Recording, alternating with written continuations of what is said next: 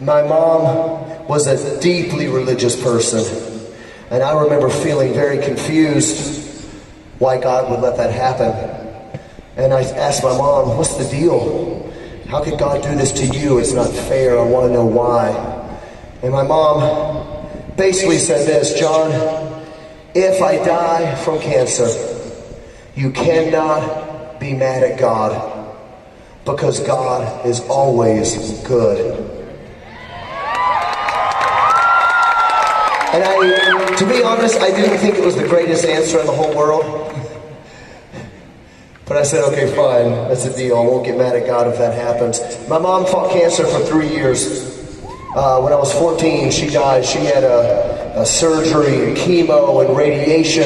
And I don't know if you've ever been around someone who's dying before. It's horrible. You walk into the room, the whole room feels like someone's dying.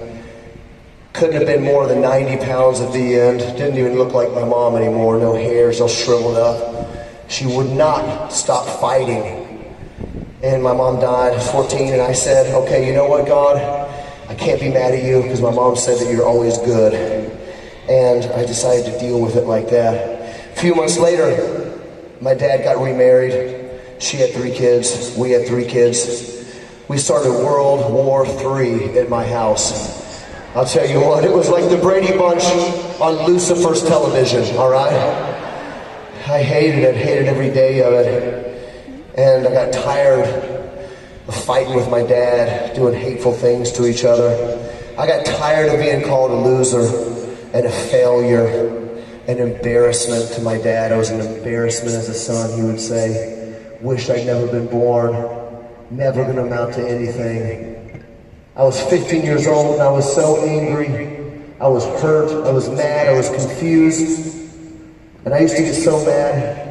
I would pray and say, God, please let this be the night that my dad would try to physically abuse me, because I want to hurt him and I'm looking for an excuse. And I used to fantasize about how I could hurt my dad. I hated this guy.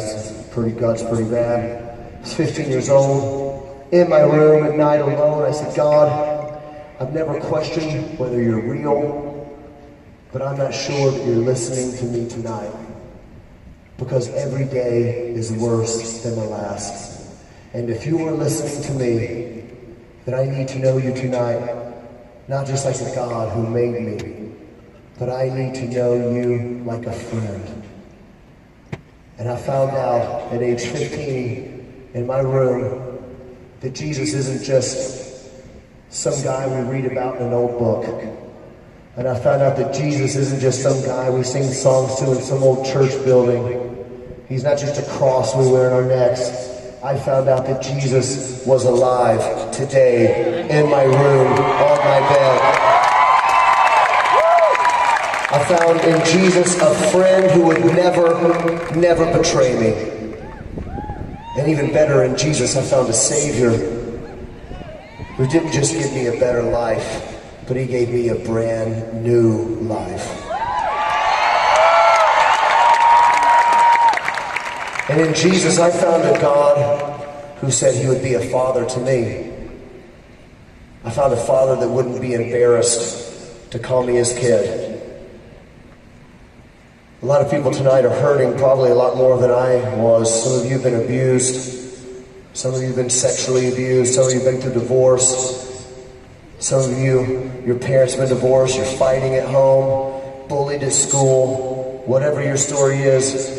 As I said, I'm not here to preach at you. I'm here to tell you my story about how a God that once seemed far away, I found out was alive, and he knew my name, and he was listening to my pain, and he gave me a brand new heart.